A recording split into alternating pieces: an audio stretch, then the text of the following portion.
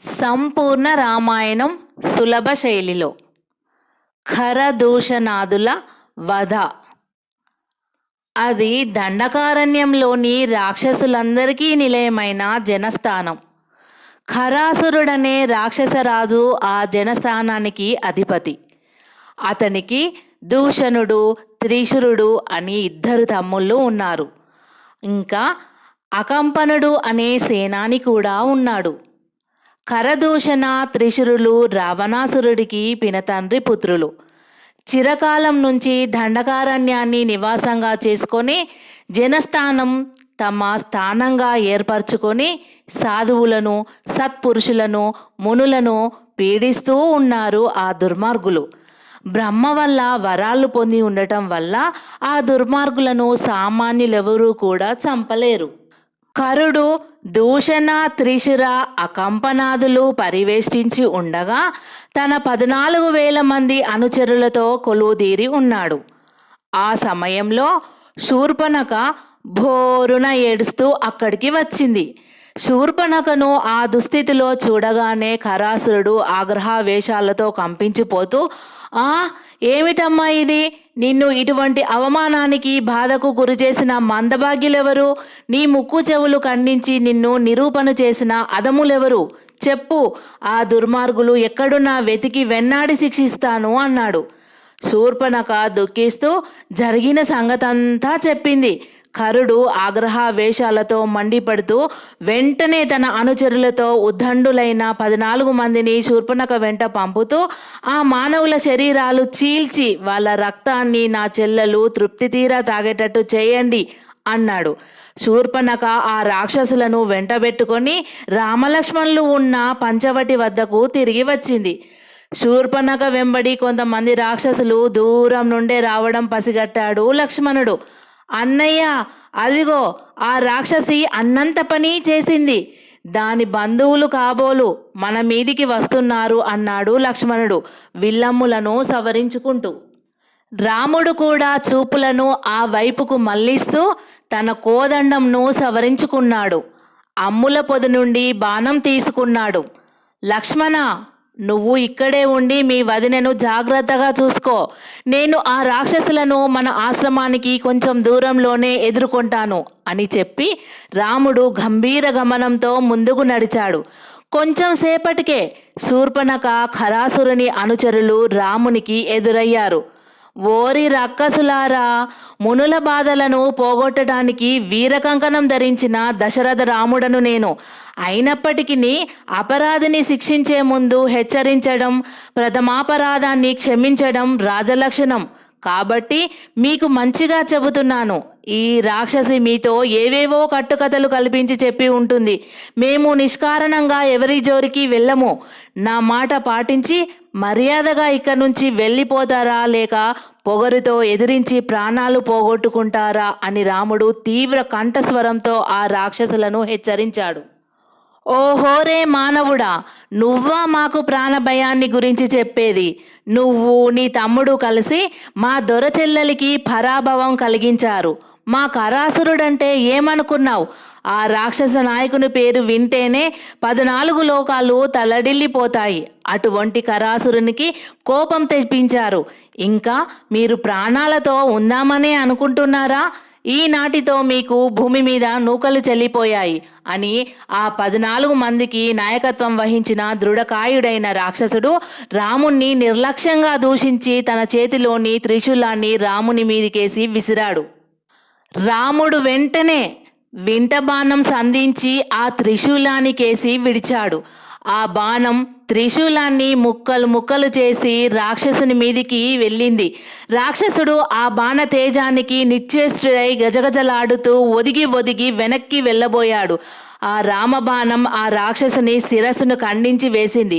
ఆ తరువాత మిగిలిన రాక్షసులు ఒక్కసారిగా రాముని మీదకు తమ తమ ఆయుధాలను విసిరివేశారు.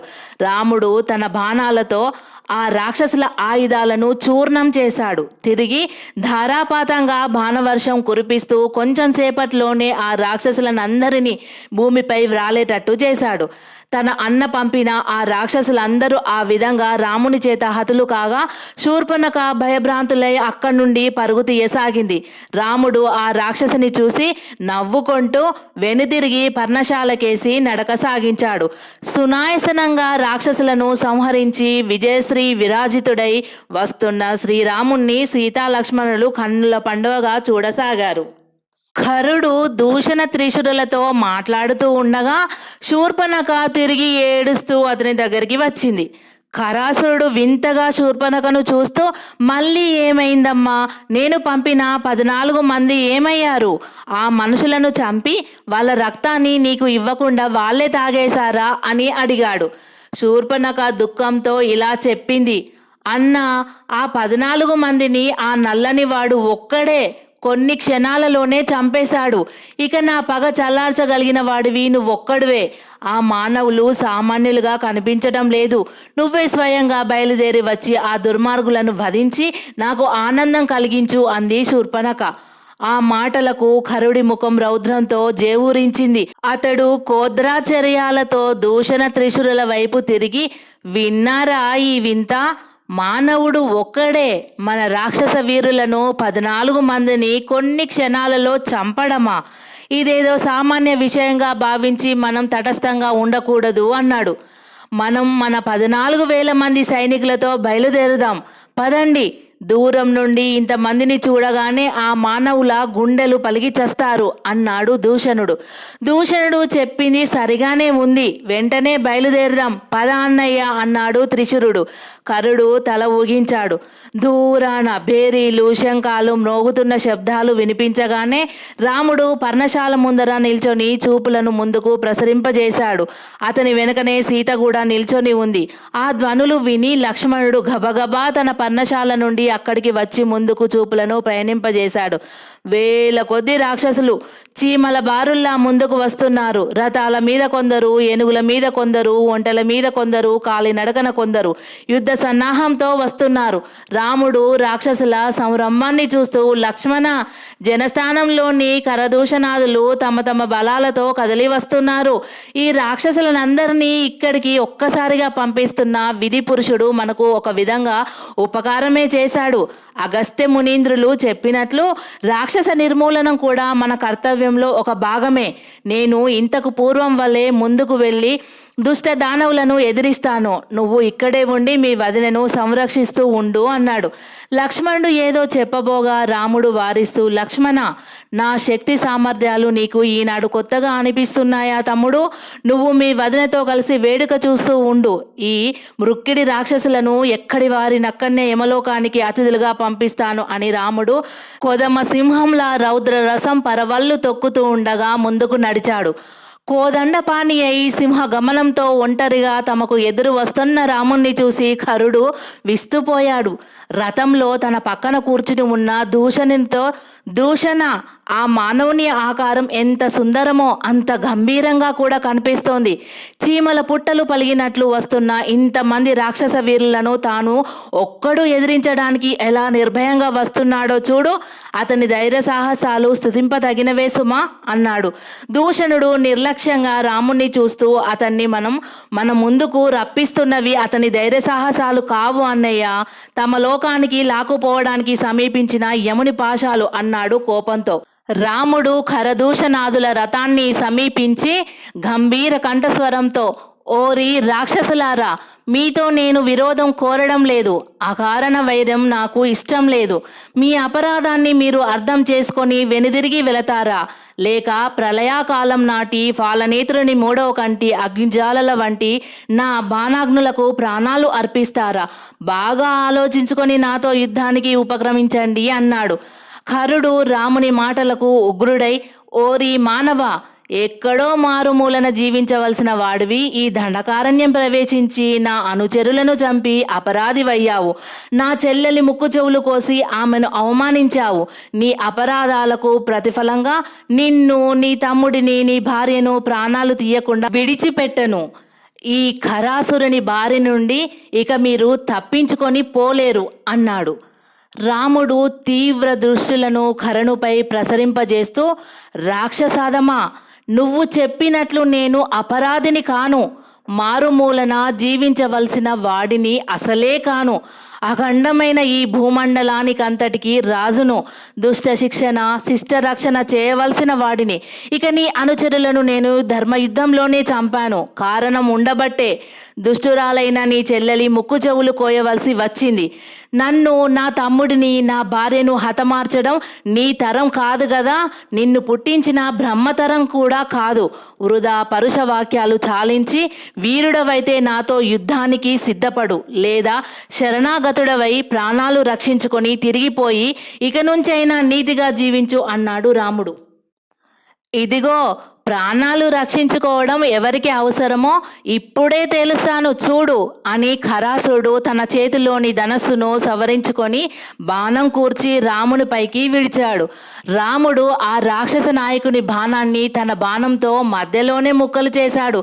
ఖరాసురుడు ఒక్కసారిగా అతని మీద 10 బాణాలు ప్రయోగించాడు. రాముడు కూడా తన ధనస్సుకు 10 బాణాలు కూర్చి ప్రయోగించాడు. ఆ బాణాలు దివ్య తేజస్సుతో వెళ్ళి ఖరాసురుని బాణాలను ఖండించి అంతటితో ఊరుకోక అతని రథాన్ని, సారథిని, గుర్రాలను కూడా ధ్వంసం చేశాయి. రాముడు మరొక వాడి అయిన బాణంతో కరుని కిరీటాన్ని ఛేదించాడు. అతను నిరధుడై నేల మీదికి లంఘించాడు. తన చేతిలోని గదను గిరగిరా తిప్పి రాముని మీదికి విసిరాడు. రాముడు దివ్యశరంతో ఆ గదను చూర్ణం చేశాడు. ఆ తరువాత ఖరుడు తన వద్దనున్న ముసల, మద్గద, తోమర, ప్రగస, పట్టిన, బిందివాలాది గొప్ప గొప్ప ఆయుధాలను రాముని మీదికి ప్రయోగించాడు. కానీ రాముడు ఆ ఆయుధాలనన్నింటినీ తుత్తునీయలు చేసి వేశాడు. అదంతా చూసి దూషణుడు త్రిశిరునితో, తమ్ముడు, ఆ మానవుడు మన అన్నను నిస్తేజుణ్ణి చేసి బాధిస్తున్నాడు. మన సైన్యాలంతటినీ కూడా ఒక్కుమ్మడిగా ముందుకు దూకించి అతన్ని నలువైపులా చుట్టుకునేటట్లు ప్రబోధించు. నువ్వు, మన సైన్యాని అయిన అకంపనుడు, నేను అన్నకు తోడుగా నిలిచి పోరాడుదాం అని చెప్పాడు. త్రిశిరుడు తన సైన్యాన్ని ఆ విధంగానే హెచ్చరించగానే మరుక్షణం రాక్షసులందరూ ఆ ప్రదేశం దద్దరిల్లిపోయేటట్లు భీకరంగా అట్టహాసాలు చేస్తూ నలువైపుల నుంచి రాముణ్ణి చుట్టుకున్నారు. రాముడు అలా రాక్షసుల మధ్యలో చిక్కుపడగానే పర్ణశాల ముందు నిల్చొని చూస్తున్న సీత భయపడుతూ లక్ష్మణునితో, లక్ష్మణ, మీ అన్న ఒక్కడు అలా శత్రువుల మధ్యలో చిక్కుపడిపోతే ఇంకా చూస్తూ ఊరుకున్నావేమిటి? నువ్వు కూడా బాణాలు ప్రయోగించు. ఆ రాక్షసుల పీచ మనసు నీ అన్నకు సహాయం చేయి అంది ఆందోళనతో. లక్ష్మణుడు సవినయంగా, వదిన, నువ్వు అనవసరమైన ఆందోళనతో మనసు కలతపరుచుకోకుండా ధైర్యంగా ఉండు. మా అన్నను చతుర్దశ భువనాలు ఒక్కసారిగా చుట్టుముట్టినా జయించలేవు. ఇక నేను బాణప్రయోగం చేయడం ఇప్పట్లో అధర్మం. యుద్ధ భూమిలో లేనివాడు యుద్ధ భూమిలో ఉన్నవాడిపై ఆయుధాలు ప్రయోగించడం ధర్మం కాదు. అదీగాక మా అన్న నన్ను నీ రక్షణకు నియోగించాడే కానీ తన రక్షణ కోరలేదు. ఆ మహనీయునికి ఈ క్షుద్ర రాక్షసులను హతమార్చడం ఒక లెక్క కాదు. ఆయన మాట నేను జవదాటనని నీకు తెలుసు కదా. ధైర్యం వహించి ఊరకే వినోదం చూస్తూ ఉండు వదిన అన్నాడు లక్ష్మణుడు. అతను ఆ విధంగా చెప్పిన తర్వాత సీత మరేమీ మాట్లాడలేకపోయింది. నలువైపులా రాక్షసులు క్రమ్ముకోగా అసహాయుడై రాముడు ఒక్కడు వారందరితో ఎలా పోరాడగలుగుతాడోనని భీతచిత్తయ్యి అలాగే చూస్తూ ఉండిపోయింది సీత. రాక్షసులు తనను వంచనతో చుట్టుముట్టడించగానే రాముడు ప్రళయాంత రుద్రునిలా విజృంభించాడు. ఆ వీరవరుని ధనస్సు నుంచి వందలు వేలుగా బాణాలు వెలువడి రాక్షసులను భస్మీపటలం చేయసాగాయి. భీకరంగా అరుస్తూ ఆర్తనాదాలు చేస్తూ కొన్ని వేల మంది రాక్షసులు మరణించారు. వారి శరీరాలు శవాలుగా మారి గుట్టలు గుట్టలుగా పడిపోయాయి. అప్పుడు ఖరుడు, దూషణుడు, త్రిశురుడు, అకంపనుడు నలుగురు కూడబలుకొని ఒక్కసారిగా రాముని మీద తలపడ్డారు. ఖరుడు తన శక్తిని ప్రయోగించగా రాముడు దాని మీదికి బాణాలు ప్రయోగించారు. కరుని శక్తి ఆ బాణాలను లక్ష్య పెట్టకుండా ముందుకు వచ్చి రాముని చేతిలోని ధనస్సును త్రుంచివేసింది. అదే సమయంలో దూషణుడు, త్రిశురుడు, అకంపనుడు ఒక్కసారిగా బాణాలను రాముని శరీరం మీదకి గుప్పించారు. ఆ బాణాలు తలిగి రాముని శరీరం అక్కడక్కడ రక్తం ఓడ్చింది. రాముడు అగస్త్యుడు తనకు ప్రసాదించిన దివ్యాయుధాలను స్మరించుకున్నాడు. ఆ మహనీయ సాధనాలు జ్వాజ్వాలమానంగా ప్రకాశిస్తూ వచ్చి అతని సన్నిధిలో వెలిశాయి. రాముడు గబగబా కవచం ధరించాడు. మణికట్ల దగ్గర హస్తరక్షకలను తొడుక్కున్నాడు. వైష్ణవ ధనస్సును భక్తిపూర్వకంగా చేతులతో తీసుకున్నాడు. వెంటనే భువన భయంకరమైన ఆ ధనస్సును మ్రోగిస్తూ కరదూషణాదుల గుండెలు అవేజేశాడు. యముని కాలపాశాల్లాంటి బాణాలు రాముని వైష్ణవ ధనస్సు నుంచి బయలుదేరాయి. ఆ బాణాలు కరదూషణాదుల శరీరాలను జల్లెడగంతలు చేశాయి. రాక్షసులందరూ మహోగ్రంగా రాముని మీదకు రకరకాల ఆయుధాలు ప్రయోగించారు. యుద్ధం మహాభయంకర రూపాన్ని దాల్చింది. రాముడు అగ్నిలా వెలుగుతూ నిర్విరామంగా శరవర్షాన్ని కురిపిస్తూ రాక్షసులను నేల కూర్చసాగాడు. తనకు చాటుగా నిలిచి దొంగయుద్ధం చేస్తూ అప్పుడప్పుడు తనను బాణాలతో నొప్పిస్తున్న దూషణునికేసి రాముడు ఓ దివ్య బాణాన్ని అభిమంత్రించి విడిచాడు. ఆ బాణం ప్రాణం పోసుకున్న మృత్యు మహాశక్తిలా వెలుగుతూ వెళ్ళి దూషణుని శిరస్సును ఖండించి వేసింది. దూషణుని వధకు దుఃఖిస్తూ త్రిశూరుడు మాయాయుద్ధ విశారదుడై రామునిపైకి విజృంభించారు. మరో బాణం అభిమంత్రించి రాముడు త్రిశూరుని మీదికి ప్రయోగించాడు. ఆ బాణం నిప్పులు వర్షిస్తూ వెళ్ళి త్రిశూరుని రథసారథులను దహించి వేసింది. త్రిశూరుడు నేల మీదకు లంఘించి రామునితో భీకర యుద్ధం చేశాడు. రాముడు కొంచెం సేపటికి ఒక దివ్య బాణంతో త్రిశూరుని శిరస్సును ఛేదించి వేశాడు. తన తమ్ముళ్ళు ఇద్దరు ఆ విధంగా రాముని చేతిలో దుర్మరణం పాలు కాగా కరాసురుడు విపరీతమైన దుఃఖంతోనూ ఆగ్రహంతోనూ రామునిపై విజృంభించసాగాడు. మరణించగా మిగిలిన రాక్షసులను మీదికి ఉసిగొలిపాడు. ఒక్కసారిగా రాక్షసులందరూ కోపావేశాలతో రామునిపైకి విరుచుకుపడ్డారు. రాముడు ఆ రాక్షసుల మీదికి గాంధర్వాస్త్రాన్ని మంత్రపూర్వకంగా ప్రయోగించాడు. ఆ మహనీయ బాణం అక్కడ ఎన్ని వేల మంది రాక్షసులు ఉన్నారో అన్ని వేల బాణాలుగా మారి అందరినీ నిరవశేషంగా వధించింది. గాంధర్వ బాణాన్ని చూడగానే అకంపనుడు కంపించిపోతూ ప్రాణాలు రక్షించుకోవడానికి యుద్ధభూమి విడిచిపెట్టి పారిపోయాడు. తన తమ్ముళ్లేగాక తన సైనికులందరూ అలా రాముని చేతిలో హతం కాగా కరుడు గంగవెర్రులెత్తిపోయాడు. చేతికందిన ఆయుధాలను పెద్ద పెద్ద రాళ్లను చెట్లను రాముని మీదికేసి విసిరివేస్తూ భీకరంగా యుద్ధం చేయసాగాడు. రాముడు ఆ రాక్షసుని సాధనాలను తుత్తునీయలు చేస్తూ అంతకంతకు రెట్టించే పౌరుష పరాక్రమాలతో ప్రజ్వరిల్లసాగాడు. కరుడు క్రమంగా క్షీణబలుడైపోయాడు. అతడి కళ్ళకు శ్రీరాముని స్వరూపం పట్టపగటి వేళ నడిమింట ప్రకాశించే సూర్యబింబంలా వెలుగొందుతూ కనిపించింది. ఆ విధంగా నిస్తేజుడైన కరుణ్ణి చూస్తూ, ఓ ఈ రాక్షసదమా, చెల్లలి మాటలు నమ్మి యుక్తాయుక్తాలు మంచి చెడ్డలు తెలుసుకోకుండా నా మీదికి యుద్ధానికి వచ్చావు. నీ సైన్యం నీ తమ్ముళ్ళు ఏమయ్యారో చూశావు కదా. అప్రతిహతములైన రాముని బాణంల ముందు రాక్షసులు నిలవలేరని, నిలిచి ప్రాణాలు నిలుపుకోరని భవిష్యత్తులో మీ రాక్షస జాతి అంతా కూడా గుర్తుంచుకునే విధంగా నిన్ను కూడా ఈ రణభూమికి బలి చేస్తున్నాను, కాచుకో అని ఉపాలంకించి విశ్వామిత్రుడు తనకు ఇచ్చిన జృంభక అస్త్రాన్ని ప్రయోగించాడు రాముడు. ఆ మహత్తర శస్త్రరాజం బోంతరాలలో తన దివ్య దీప్తులతో వెలిగిస్తూ వెళ్ళి ఖరాసురుని శిరస్సును ఖండించి వేసింది. కరుని మరణంతో దండకారణ్యంలో ఒక్క రాక్షసుడు కూడా మిగలకుండా పూర్తిగా హతమైపోయారని భావించి రాముడు సంతృప్తిగా వెనుతిరిగాడు.